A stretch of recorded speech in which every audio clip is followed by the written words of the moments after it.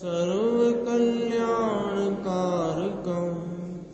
प्रधानं सर्वधर्माणां जिनं जयतु शासनम्। मैं नमो तीर्थनायको नमो ओंकार वाणी को नमो उन कुंद प्रभु को जिन्होंने ओंकार धारण की।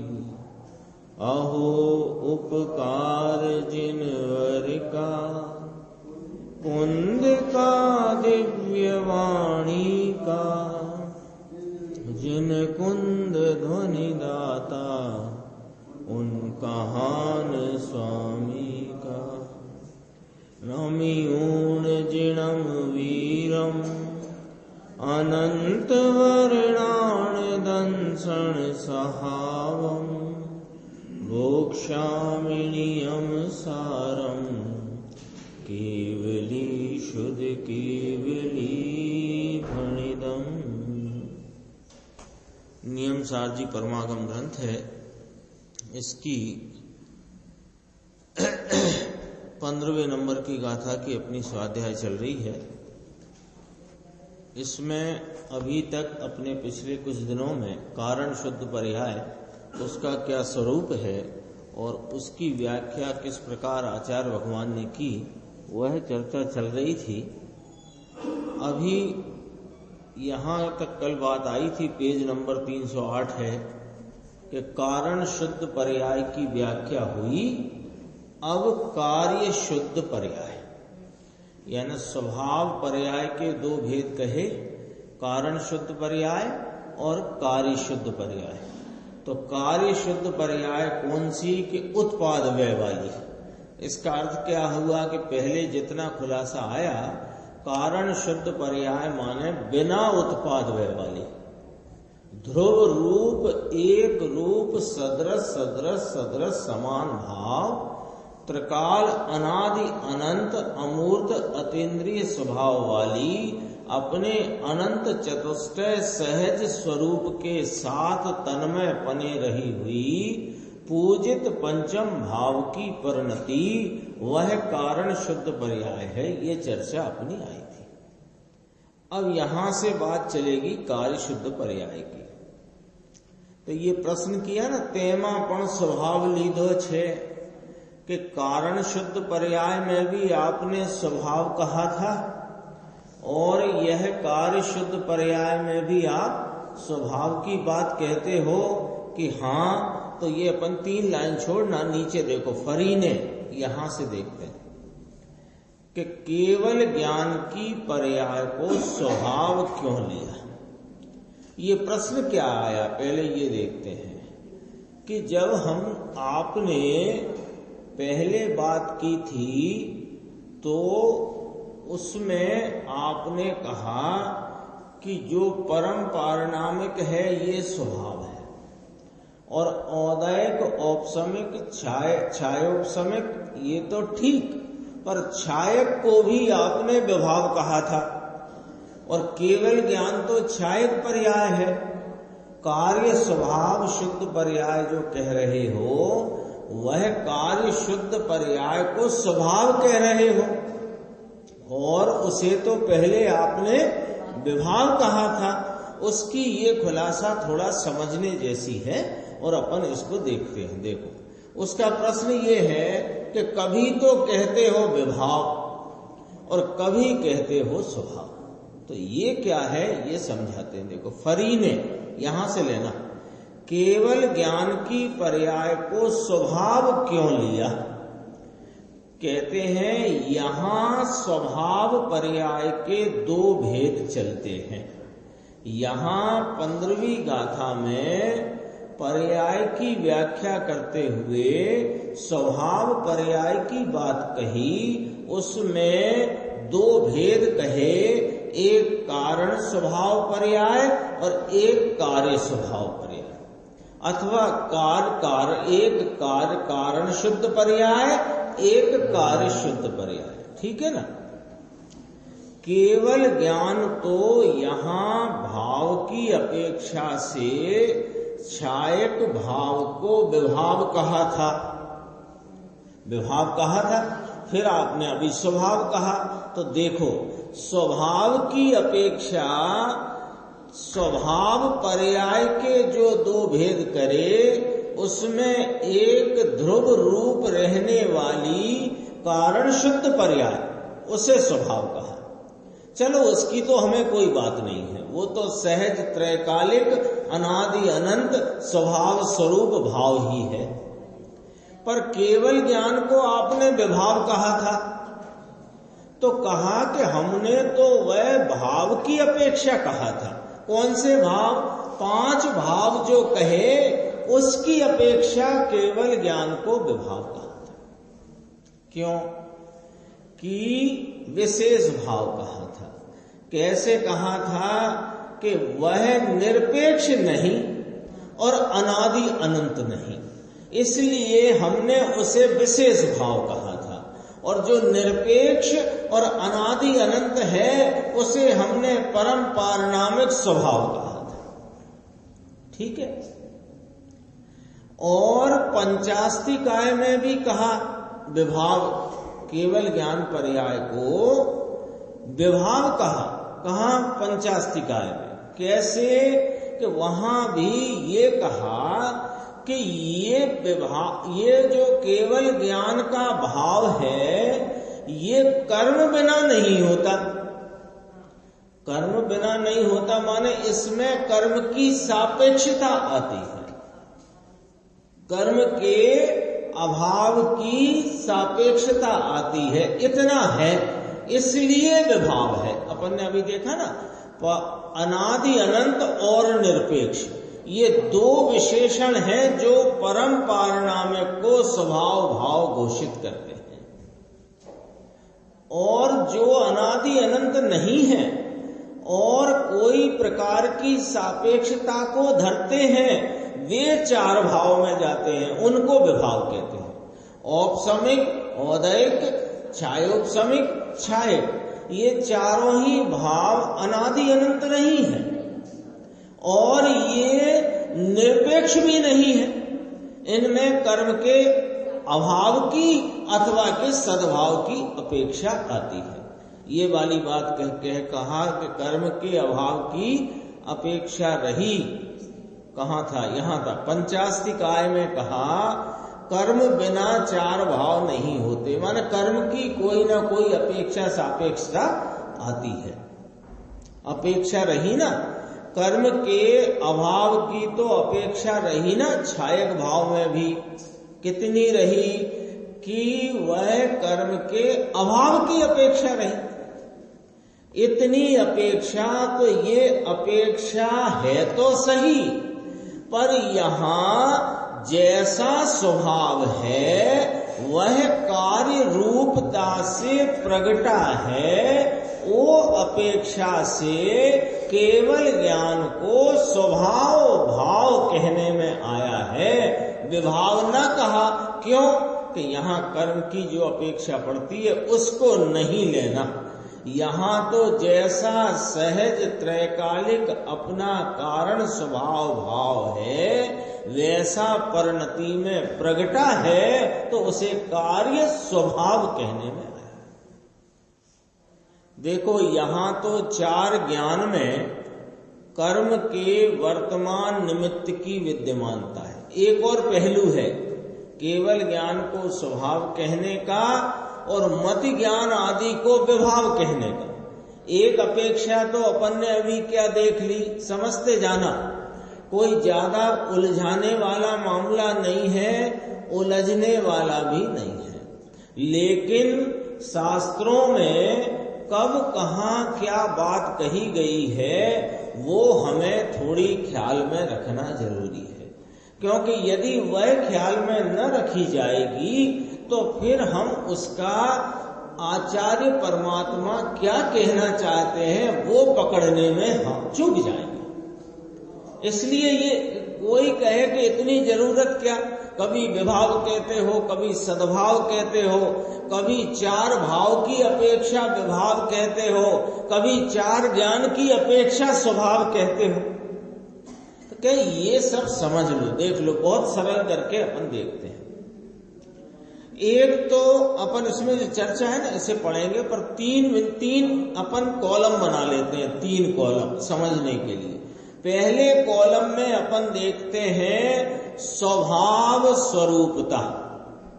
तो स्वभाव स्वरूपता से स्वभाव स्वरूपता के 2 भेद कर दिए, एक कारण स्वभाव और एक कार्य स्वभाव।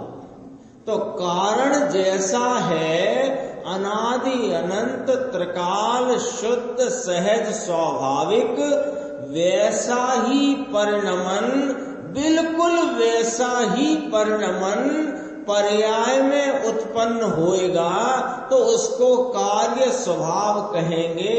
जैसे केवल ज्ञान, तो यहां स्वभाव की अपेक्षा देखा जाए तो प्रगटा हुआ केवल ज्ञान क्या कहलाया? स्वभाव कहलाया। इसमें कोई दिक्कत, कोई तकलीफ नहीं। दूसरी बात, जीव के 5 असाधारण जो भाव कहे गए, उनकी अपेक्षा देखें तो जीव के 5 असाधारण भावों में एक अनादि अनंत और निरपेक्ष भाव है, और 4 भाव हैं, वे सादि अनंत सादि शांत आदि, और वे सापेक्ष भाव। ठीक है, तो उस अपेक्षा से यदि अनादि अनंत निरपेक्ष भाव को स्वभाव कहें, तो केवल ज्ञान रूपी कार्य भाव को, पर्याय भाव को, सापेक्ष भाव को विभाव कहते हैं। 2 बातें हो गई। अब तीसरी बात, जब ज्ञानोपयोग की बात चले तो कारण ज्ञान और कार्य ज्ञान, तो उसमें स्वभाव ज्ञानोपयोग और विभाव ज्ञानोपयोग, ऐसी चर्चा आई थी ना। तो स्वभाव ज्ञानोपयोग देखें तो केवल ज्ञान स्वभाव ज्ञानोपयोग है, और मति ज्ञान आदि जो 4 हैं वे विभाव ज्ञानोपयोग है। तो वहां फिर केवल ज्ञान को स्वभाव कहा। तीसरे कॉलम में, तीसरा कॉलम ज्ञान उपयोग के भेद वाला, ज्ञान उपयोग के भेद वाला कॉलम देखते हैं तो केवल ज्ञान स्वभाव है, और 5 भाव की अपेक्षा देखते हैं तो केवल ज्ञान विभाव है, और जीव के स्वभाव और स्वभाव की प्रकटता से देखते हैं तो केवल ज्ञान स्वभाव है। कौन सा? कि कार्य स्वभाव ज्ञान उपयोग कहा जिसे पहले, और यहां उसको कार्य शुद्ध पर्याय कहने में आया है। हो गई ना 3 बात। अब पढ़ेंगे तो समझ में आएगा। यहां 4 ज्ञान में कर्म के वर्तमान निमित्त की विद्यमानता है, इसलिए उसको विभाव गिना, और विद्यमानता नहीं है इसलिए उसको स्वभाव कहकर कार्य केवल ज्ञान स्वभाव कहने में आया। कितने प्रकार पढ़ गए? 3 प्रकार देखे ना अपन ने। देखो वजू भाई, पहले कहा था कि केवल ज्ञान स्वभाव है और 4 ज्ञान विभाव है। अब तो स्पष्ट हो गया ना, केवल ज्ञान स्वभाव है, 4 ज्ञान कौन? मत शुद्ध अवधि मन पर्यय, ये विभाव है, ऐसा कहा था। 4 ज्ञान विभाव है, केवल ज्ञान स्वभाव है। एक बात हुई, और कहा कि केवल ज्ञान विभाव भाव है। ये फिर क्यों कहा कि ये जो औदायिक औपसमिक और छायोपसमिक छायक, तो छायक में आया ये 4 भाव जो हैं, इनकी तरफ से देखो तो ये विभाव भाव है, क्योंकि इसको 4 भाव में गिनने में आया है। समझ में आ रहा भाई? थोड़ी बात कोई जटिल नहीं है, बात सरल है। बस क्या है कि वो वहीं के वहीं 2 प्रकार पड़ गए, तो वहीं के वहीं है तो समझ लो, उसमें क्या दिक्कत है। यदि ऐसे चलो, अभी कोई हम आपसे पूछे कि जो केवल ज्ञान की 5 पर्याय कही वे बताओ, तो जवाब आया मति ज्ञान, शुद्ध ज्ञान, अवधि ज्ञान, मन पर्याय ज्ञान और केवल ज्ञान। अब इसको केवल ज्ञान को यहां काय में ले, आप बता दो, स्वयं बता दो।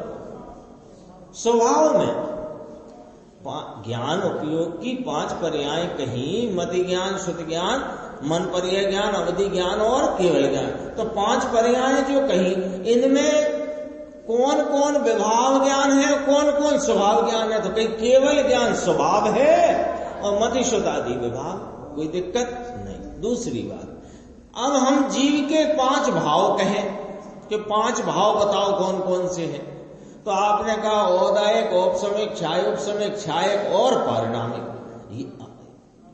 ठीक है, तो इनमें 4 भावों में जो पारिणामिक है वो स्वभाव भाव है और 4 विभाव भाव है। तो फिर केवल ज्ञान कौन हुआ कि विभाव हुआ। ठीक है, अब स्वभाव की बात करें कि ये जीव का कैसा स्वभाव है कि परिपूर्ण ज्ञान स्वभाव है। तो परिपूर्ण ज्ञान स्वभाव है, तो परिपूर्ण ज्ञान स्वभाव का अनादि अनंत त्रिकालपना ये कारण स्वभाव है और इसके आलम्बन से जो प्रगटा वह कार्य स्वभाव है। तो अब केवल ज्ञान किसके आलम्बन से प्रगटा कि कारण भाव के आलम्बन से। तो फिर केवल ज्ञान कौन हुआ कि स्वभाव हुआ। सीधी सीधी बात है, कठिन कहां है, नहीं है ना। देखो ये 4 भाव में इसको गिनने में आया, इसलिए विभाव भाव है, ये पर भाव है और परम पारिणामिक भाव की अपेक्षा से विभाव यानी विशेष भाव है, अपेक्षित है। पर के निमित्त में अभाव की अपेक्षा इसमें है, इसलिए इसको विभाव भाव कहने में आया है। यहाँ वर्तमान इसको निमित्त पने कर्म की अस्थि नहीं, इसलिए उसको स्वभाव कार्य पर्याय कहने में आया है। ये कौन से स्वभाव कार्य पर्याय? कैसे? जैसा स्वभाव है वैसा प्रकट हुआ है, ये अपेक्षा लेना। कहो प्रवीण भाई, इसके लिए सब भावनगर से आए हैं, ये तो खजाने की बातें हैं अंदर से। खजाने में क्या क्या भरा है उसकी ये बात चलती है, समझ में आया? थोड़ा सा अपन ये और छोड़ देते हैं और ये नीचे उत्तर की 4 लाइन छोड़ के यहां से देखना। अब कार्य स्वभाव पर्याय की व्याख्या ये देख ले, अपन यहां सामने लिखी है, यहां से देखना। साधि अनंत लिखा है ना, साधि अनंत सहज, क्या लिखा है? हाँ, साधि अनंत अमूर्त। यहाँ अभी अपन यहीं से ही पढ़ेंगे। देखो, अब कार्य स्वभाव भाव की व्याख्या में पहले यहां नय ना लिया, जबकि कारण शुद्ध पर्याय की व्याख्या करी थी तो पहले लिया था सहज शुद्ध निश्चय से लिया था। याद है ना? अब जो बातें कर रहे होंगे तो याद नहीं होएगा, तो याद होए तो बातें काहे को करें। देख लो अभी साधी अनंत लिखा है ना, वहां था सहज शुद्ध निश्चय से, वो इसके ऊपर है, वो अपन ने कल पहले पढ़ चुके हैं। तो कहते हैं उसमें लिया था सहज शुद्ध निश्चय, यहां साधी अनंत लिया है। नए भी लेंगे इसमें, लेकिन बाद में लेंगे, बाद में लेंगे, लिखा है बाद में, देख लो बाद में लिखा है ना। कहां गया? नीचे आ जाओ, यहां से मुझे दिख नहीं रहा। ये है ऋजु सूत्र के ऊपर ही है ना, ऊपर है, शुद्ध सद्भूत व्यवहार से, बस वही साधी अनंत अमूर्त अतीन्द्रिय स्वभाव। अब नहीं लिया ना, अशुद्ध वो शुद्ध सद्भूत व्यवहार से, ऐसा साधी अनंत वह सहज शुद्ध निश्चय से अनादि अनंत ऐसा था ना। कारण शुद्ध, देखो मिलान क्यों करा रहे हैं कि 2 विषय आए हैं अपने सामने, कारण शुद्ध पर्याय और कार्य शुद्ध पर्याय। तो दोनों विषय में 2 है कि नहीं? तो 2 एक ही होते तो 2 क्यों यहां पर उसका विस्तार या उसकी व्याख्या 2 क्यों करते? दो हैं तो उसमें दो भाव हैं, दो प्रकार हैं, तो दो प्रकार में अंतर क्या पड़ता है वो यदि अपन पकड़ लेते हैं तो अपने को वह बात जल्दी समझ में आ जाती है। देखो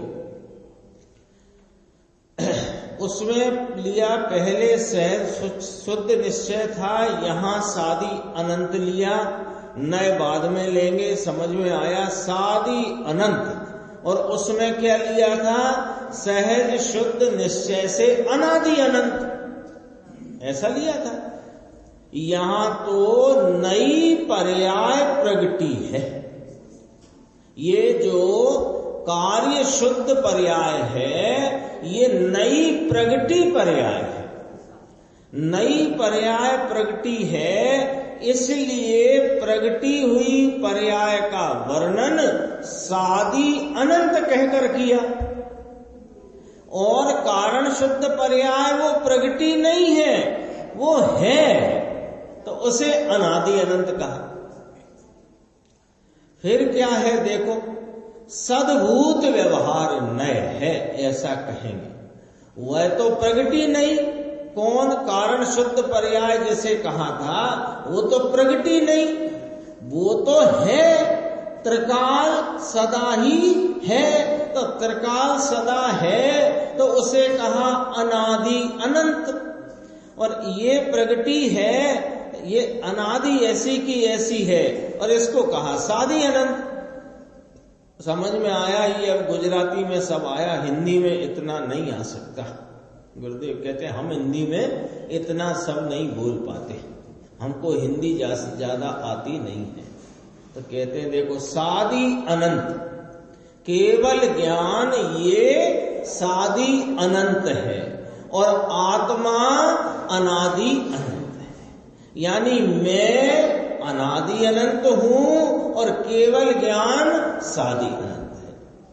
केवल ज्ञान अनादि अनंत नहीं, पारिणामिक भाव से नहीं, कारण पर्याय, कारण शुद्ध पर्याय, यानी मैं शुद्ध आत्मा पारिणामिक भाव से अनादि अनंत है।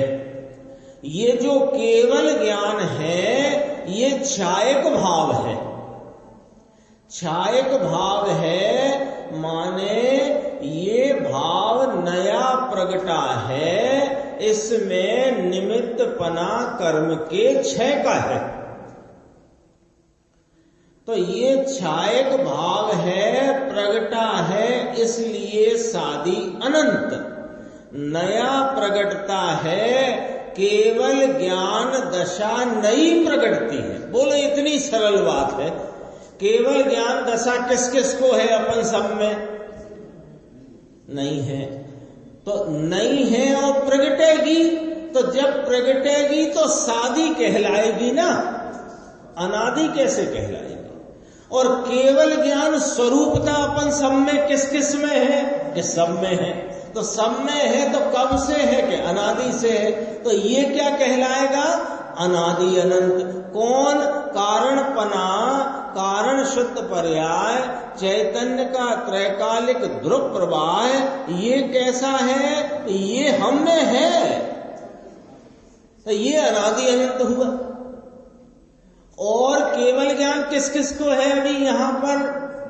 कि नहीं तो होगा, कि हाँ होगा। जब होगा तो सादी होगा कि अनादि होगा? सादी होगा, तो उसको सादी अनंत कहा। सादी अनंत नई प्रगटती है, केवल ज्ञान दशा नई प्रकट होती है। मुमुक्षु ने कहा वह अनादि अनंत और यह सादी अनंत। वह माने कारण शुद्ध पर्याय अनादि अनंत और कार्य शुद्ध पर्याय सादी अनंत। उत्तर आया सादी अनंत ये अमूर्त, ये भी अमूर्त और वो भी अमूर्त। क्या गुरुदेव की शैली ऐसी है व्याख्या की कि आपको हमको समझने में चूक नहीं हो जाए। तो दोनों चीजें आमने सामने मिलान करके बताते हैं, ये मिलान करा करके बताते हैं, ऐसे नहीं बताते हैं। ऐसे देखो रटनते काम में क्या है? वो एक पैराग्राफ इसके ऊपर था ना, यदि अपन रटना रटाना शुरू करें तो 4 दिन थोड़ी लगते, 14 मिनट में रट जाता, नहीं रट जाता। 14 मिनट में वो पहला पैराग्राफ याद हो जाता और 14 मिनट में ये हो जाता, और 14 फिर भी बच जाते अपने पास। एक दिन में ही सारा काम हो जाता और अपन सब व्याख्याता बन जाते। काय के? कारण शुद्ध पर्याय के और कार्य शुद्ध पर्याय के। वहां धूप में पूछता कोई तो वहां सुना देते, अंदर पूछता तो अंदर सुना देते, घर पूछता तो घर में जाकर सुना देते। बोल क्या हो गया साहब, हमने गाथा 15 में कारण शुद्ध पर्याय कार्य शुद्ध पर्याय समझी। अरे भाई क्या फर्क है और क्या फर्क नहीं, ये समझ में आया कि नहीं? जो फर्क है वो क्या फर्क है, तब तो 2 है। और क्या फर्क नहीं है, जो दोनों स्वभाव है, दोनों ही स्वभाव है, तो कोई भाव ऐसा होना चाहिए कि फर्क नहीं है। और 2 है तो कुछ भाव ऐसा होना चाहिए कि उसमें फर्क है। तो क्या फर्क है कि वो अनादि अनंत है कारण शुद्ध पर्याय, और कार्य शुद्ध पर्याय सादी अनंत है, ठीक है। और क्या फर्क नहीं है कि वो भी अमूर्त और ये भी अमूर्त, ये कारण भाव भी मूर्तिक नहीं है और केवल ज्ञान भी मूर्तिक नहीं है, अमूर्त है। ये अतीन्द्रिय स्वभाव वाला और ये भी अतीन्द्रिय स्वभाव वाला, केवल ज्ञान इंद्रिय स्वभाव वाला कि अतीन्द्रिय स्वभाव वाला, और मैं कारण परमात्मा अतीन्द्रिय स्वभाव वाला कि इंद्रिय स्वभाव वाला। तो दोनों अतीन्द्रिय स्वभाव वाले और दोनों अमूर्त, तो फर्क नहीं की लिस्ट में क्या आ गया कि दोनों ही अमूर्त हैं, दोनों ही अतीन्द्रिय स्वभाव वाले हैं। और फर्क वाली लिस्ट में आया कि कारण शुद्ध पर्याय अनादि अनंत है और कार्य शुद्ध पर्याय सादी अनंत है। ये समझने की बातें हैं, समझने से ख्याल में रहे वो बात, समझे तो फिर निर्णय होगा, ख्याल में रहेगी तो। देखो अब 2 बातें कही, इनमें फर्क नहीं। अब जो फर्क है वो बात खड़ी करते हैं। देखो, शुद्ध सद्भूत व्यवहार से, ये क्या कहा? ये कहते हैं कि ये जो कार्य शुद्ध पर्याय है ये शुद्ध सद्भूत व्यवहार का विषय है, और जो कारण शुद्ध पर्याय है ये सहज शुद्ध निश्चय का विषय है। बोलो, पकड़ में आ गई बात? सहज शुद्ध निश्चय का विषय है कौन? कारण शुद्ध पर्याय। क्यों शुद्ध निश्चय का है? क्योंकि याद करना, ये भेद वाली नहीं, ये व्यवहार रूप नहीं, इसलिए ये सहज शुद्ध निश्चय का विषय। कौन? कारण शुद्ध पर्याय। और कार्य शुद्ध पर्याय जो है वो शुद्ध है, इसलिए शुद्ध लिखा। सद्भूत है यानी जीव की सत्ता में है तो सद्भूत है, लेकिन भेद वाली है इसलिए व्यवहार है। क्या भेद है? कि पहले ज्ञान की अवस्था में अल्प ज्ञान था और ये ज्ञान की अवस्था पलट करके पूर्ण ज्ञान केवल ज्ञान हुआ, तो ये भेद होकर के हुआ ना, भेद होकर के हुआ ना। तो ये भेद वाली होने से ये इसको क्या किसका विषय कहलाएगा? शुद्ध सद्भूत व्यवहार से। वहां सहज शुद्ध निश्चय लिया था। कहते हैं केवल ज्ञान शुद्ध है, सद्भूत है और व्यवहार है, नाम भेद रूप है, एक समय की पर्याय है, इसलिए व्यवहार है। समझ में आया?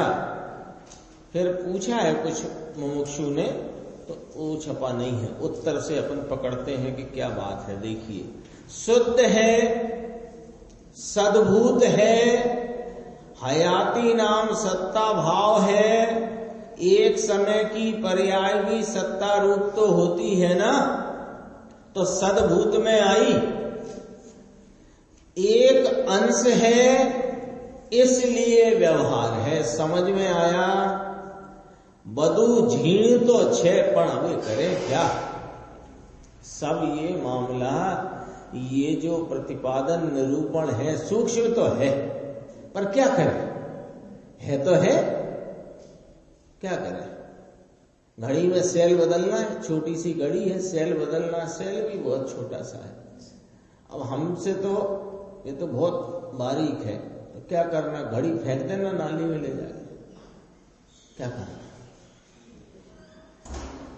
सूक्ष्म तो है, बारीक तो है, फेंक दो। कितने की ली थी? 10,000 की। 10,000 की घड़ी ऐसे ही फेंक दे? थोड़ा अपने को जिसकी कीमत है ना उधर से पकड़ना है बात। तो 10,000 की घड़ी थी, अब वो सेल इसका बदलना है, अब वो पकड़ में आता नहीं है, पतला बहुत है, बारीक है, तो क्या करना, घड़ी फेंकना कि कोशिश करके वह सेल वहां निकाल कर बदलना। यही तो करते हैं। ये भी सूक्ष्म है, तो क्या करना, छोड़ो, होएगी सो देखी जाएगी। तुम क्या देख रहे हो? देख तो भी केवल ज्ञानी रहे हैं। जो जो हुआ है, हो रहा है, होगा। और वे यदि ऐसे छोड़ो छोड़ो में रहे ना, तो वे तो ये देख रहे हैं कि अभी तुम 4 गति में धक्के बहुत खाने वाले हो, अभी तुम्हारा टाइम आया नहीं है। क्योंकि टाइम जिसका आ जाता है उसे सूक्ष्म लगना बंद हो जाता है। ऐसी क्यों होनहार हो, जब जीव की अपने स्वरूप की प्राप्ति की और मार्ग की प्राप्ति की होनहार जिसकी फलित हो गई हो, उसे क्यों करके सूक्ष्म लगेगा। ऐसा कहते हैं। बदू झीणु तो छे। ये हीरा भाई साथ में आए, 3 जने आए हैं, 3 है, ठीक है। अब ये जो कार्य लेना है ना, ये काय की बात चलती है, कार्य शुद्ध पर्याय की। पहले किसकी बात चल गई थी? कारण शुद्ध पर्याय की, ठीक है। अब ये कार्य तो वह किसके साथ रहा हुआ है ऐसा सिद्ध करना है। वह कारण शुद्ध पर्याय में क्या कहा था कि वो जो सहज ज्ञान, सहज दर्शन, सहज चारित्र और परम वीतराग सुखात्मक सहज स्वरूप अपना, ऐसे सहज स्वरूप चतुष्टय के साथ रही हुई पूजित पंचम भाव की परिणति कहा था ना। अब यहां क्या कहना है कि सुनो, वहां त्रिकाल के साथ रहा हुआ कहा था ना, यहां कहते हैं अनंत ज्ञान, दर्शन, सुख, आनंद, चारित्र और आनंद, इसके सहित कारण पर्याय कही थी ना। वो कौन सी ली थी? स्वरूप रूप। अब ये कार्य पर्याय किसके सहित है, किसके साथ है कि केवल ज्ञान, केवल दर्शन, केवल सुख, केवल शक्ति, केवल चारित्र युक्त। लो सा, वहां भी तो यही 4 गिनाए थे, ज्ञान, दर्शन, चारित्र, सुख। पर वहां कैसे गिनाए थे? सहज ज्ञान, सहज दर्शन, सहज सुख, सहज चारित्र। यहां क्या गिनाया? केवल ज्ञान, केवल दर्शन, केवल सुख, केवल शक्ति, केवल चारित्र। ले वीर वहां लिया, लेकिन यहां अनंत चतुष्टय का स्वरूप लिया था ना, कारण शुद्ध पर्याय। यहां लिया केवल शक्ति युक्त फल रूप। ये फल रूप इतना फर्क पड़ा। वहां सहज स्वरूप रूप कहा था, यहां फल रूप कहा। वह तो त्रिकाली स्वरूप था, ये कोई फल रूप नहीं था। ये तो यहां तो फल आया। कहां आया फल? कहां आया? कार्य शुद्ध पर्याय ये फल आया। अनंत चतुष्टय त्रिकाल और कारण पर्याय, ये अब देखो समेट के बात कहते हैं, है ना। अनंत चतुष्टय त्रिकाल, इसके साथ रहा हुआ जो पूजित पंचम भाव की परिणति, वह कारण पर्याय। और ये अनंत चतुष्टय केवल ज्ञान दर्शन, केवल सुख चारित्र वीर्य, ऐसा जो केवल ज्ञान रूप प्रगट फल रूप भाव, इसके साथ रही पर्याय, ये कार्य शुद्ध पर्याय प्रकट हुई। ठीक है, फल रूप पर्याय कार्य शुद्ध पर्याय प्रकट हुई। उसमें स्वभाव अनंत चतुष्टय का स्वरूप था, क्योंकि त्रिकाल है इसलिए। और ये तो फल रूप दशा है, फल पका है। ये कौन फल पका है? केवल ज्ञान, केवल दर्शन, केवल सुख, केवल शक्ति, केवल वीर्य, केवल चारित्र, सब फल रूप अनंत चतुष्टय के साथ की। उसमें भी चार पहले कहे थे, उसमें पहले चार कहे थे, फिर अनंत चतुष्टय कहा था। और क्या कहा था? शुद्ध अंतः तत्व स्वरूप वहां कहा था, यहां फल रूप कहा। अपने को लग रहा होगा कि वो उसकी बात ना करो बार बार, तो ये सरल पड़ जाएगा। देख लो, अच्छा पढ़ के देख लो, ये सामने ही तो लिखा है, पढ़ के देख लो। ऐसे ये कितनी सी लाइन है? 1 2 3 4 5, वो भी छोड़ दो, सूक्ष्म सूत्रने वाली, वो भी थोड़ी अलग चर्चा। 3.5 लाइन में ये आप समझा देते, वो क्यों याद कर लेते हो बार बार? उसमें ये कहा था और इसमें ये कहा है, और उसमें वो कहा था और इसमें ये कहा है, बार बार उसे क्यों याद करते? अरे उसे इसलिए याद करते हैं कि पहले तुमने समझा था कि नहीं समझा था। यदि समझा था तो अब समझने में, उसको याद करने से ये समझ आ जाएगा। और पहले भी ऐसे ही हाँ हाँ करा था, अब भी हाँ हाँ कर लो, चलने दो, गाड़ी चल ही रही है। देखो वहां कहा था स्वरूप रूप अनंत चतुष्टय के साथ की शुद्ध अंतः तत्व स्वरूप, और यहां फल रूप कही। ये तो पर्याय प्रगट है ना, शब्द कीमती है भाई साहब। ये तो पर्याय प्रगट है ना, केवल ज्ञान की पर्याय जीव में प्रगटती है कि हो है ही, कि प्रगटती है। तो प्रगटती है तो अंतः तत्व नहीं है, वह प्रगटती है तो अंतः तत्व नहीं है। और जो सदा काल है वो अंतः तत्व है।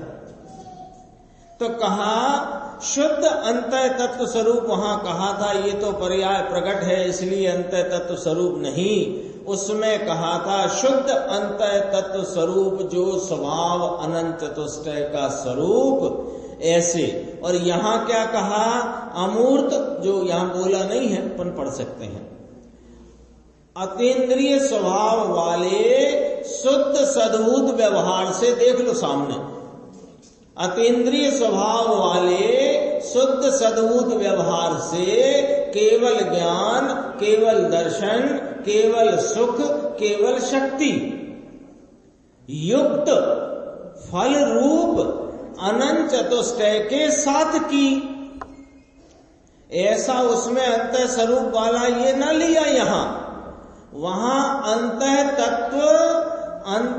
तत्व स्वरूप वह तो पारणामिक भाव से त्रिकाल है, और ये उपजा हुआ भाव है, ये व्यक्त हुआ है प्रकटपने, और वह रहा हुआ है त्रिकाल स्वभावपने। स्वभाव ये भी है, वो त्रिकाल रहा हुआ स्वभाव है, ये स्वभाव का प्रकटपना है, ये फर्क है। अंतः तत्व तो पारणामिक भाव से त्रिकाल है, फल रूप अनंत चतुष्टय के साथ की। वहां कहा था अंतः तत्व स्वरूप अनंत चतुष्टय के साथ की पूजित पंचम भाव परिणति, अर्थात इस स्वयं स्वरूप चतुष्टय के साथ तन्मय पने रही हुई परम पारणामिक भाव की परिणति, ऐसा कहा था ना। अनंत चतुष्टय, यहां कहा अनंत चतुष्टय के साथ तन्मय पने रही हुई, वहां कहा था उसके साथ की पूजित पंचम भाव परिणति। जब ये इसके साथ परम उत्कृष्ट छायक, इतना ये फर्क पाड़ दिया। क्या फर्क पाड़ दिया कि ये देखो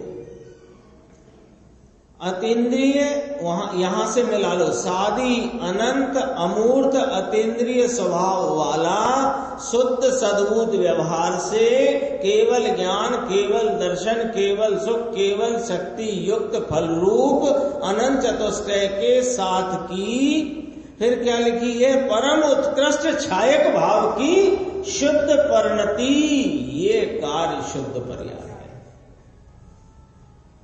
जब ये इसके साथ परम, इतना साथ की क्या फर्क पाड़ दिया, वहां लिया था साथ में रही हुई पूजित पंचम भाव की परिणति, और यहां कहा परमोत्कृष्ट छायक भाव की शुद्ध परिणति।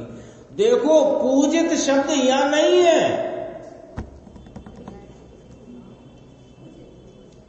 थोड़ी कठिन पड़ जाती है बात भाई साहब। पूजित शब्द यहां नहीं है। पूजित माने आदर करने के योग्य, पूजने के योग्य, आदर करने के योग्य। अरे आदर कर, देखो दोनों स्वभाव पर्याय हैं। जे कारण शुद्ध पर्याय रूप से निरूपित की गई वो, और कार्य शुद्ध पर्याय के रूप से निरूपित की गई वो, ये दोनों कौन है कि दोनों स्वभाव पर्याय है, पर एक पूजित पर्याय है और एक परमोत्कृष्ट पर्याय तो है पर पूजित नहीं है। केवल ज्ञान की पर्याय पूजित नहीं है, ये कहने की बात है, यही तो बात है।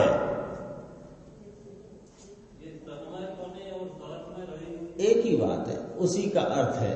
साथ में रही हुई को तन्मय पने इसलिए कहा और खुलासा करने को। साथ में रही, ऐसे साथ में रही भी कहा जाता है, पर ऐसे साथ में रही नहीं समझना, उसको और खुलासा किया, तन्मय पने रही हुई। दूध और पानी का गिलास साथ साथ में है, ये साथ भाव, ये साथ पना अलग है, और दूध और पानी एक ही गिलास में तन्मय पने हैं, ये वाली बात अलग है। कहने में फर्क पड़ता है ना। देखो तन्मय पने, अरे तन्मय माने उसमय पने, उस रूपता से एक में एक होकर के। केवल ज्ञान, केवल दर्शन की परिणति पूजित नहीं है, ये यहां कह रहे हैं। कठिन पड़ जाती है बात। हम तो इसी को पूजते आ रहे हैं, और यही पूजित नहीं है कि भाई ये पूजित है व्यवहार से, और ये व्यवहार भी आया क्यों? क्योंकि जिसने अपने इस पूजित पूज्य भाव की पूजा करके, यानी इस कारण शुद्ध पर्याय स्वरूप अपने त्रिकाली स्वभाव का आलम्बन लेकर के जो परिणति में पूजित भाव प्रकट किया, यानी जिसने अपने स्वभाव को पूजा, वो व्यवहार से पूज्य हो गया। जिसने अपने शुद्ध निश्चय रूप सहज पंचम परम पारणामिक भाव स्वरूप इस अपने निज शुद्धात्म तत्व का आदर किया, वो जगत में व्यवहार से आदरणीय हो गया। तो फिर आदरणीय कौन है? आदरणीय ये त्रिकाल विराजमान अपना हाजरा हुजूर पंचम परम पारणामिक भाव स्वरूप यह शुद्धात्म तत्व। अरे यह शुद्धात्म तत्व भी क्यों कहते हो? मैं शुद्धात्म तत्व ही पूज्य हूं। इसको आदर करने से वह परिणति प्रकट होती है जो परिणति जगत में व्यवहार से पूज्य है। पूजित शब्द यहां ना लिया। देखो, पूजित माने आदरणीय, कि आदरणीय वह त्रिकाल, जो त्रिकाल है, सदाकाल है, स्वभाव रूप है, अकृत्रिम है, किसी का बनाया नहीं है, नया उपजा नहीं है, कभी विनष्ट होता नहीं है, ऐसा जो स्वरूप रूप भाव है वही आदरणीय है। इसको आदरणीय में से फल रूपता ये आ जाती है। समझ में आया? यहां परमोत्कृष्ट शब्द उपयोग किया है। 4 भाव है ना, उपसम, क्षयोपसम, क्षायक, इस तो ये 3 है ना, और औदय को तो छोड़ ही दो, 4 है, गिनने में रखो 4, पर उपसम, क्षयोपसम और क्षायक, ये इसमें 2 मोक्ष मार्ग रूप है, 1 मोक्ष स्वरूप है ना, 2 मार्ग रूप है, 1 फल स्वरूप है। तो क्षायक इससे भी ये शुद्ध परिणति, तो वह कार्य शुद्ध पर्याय है। ले उसमें था ना, वही कारण शुद्ध पर्याय है। पहले पैराग्राफ में क्या लिखा था? वही कारण शुद्ध पर्याय है। और अब क्या कहा? यही कारण कार्य शुद्ध पर्याय है। यहां भी ही आया ना। ही क्यों आया? जो व्याख्या है यही कार्य शुद्ध पर्याय है। ये चर्चा अपनी यहाँ पूर्ण होती है। इसमें फिर ये जो ऋजु सूत्र वाली बात है और थोड़ी सी व्यंजन पर्याय की बात है, वो अपन आगे की स्वाध्याय में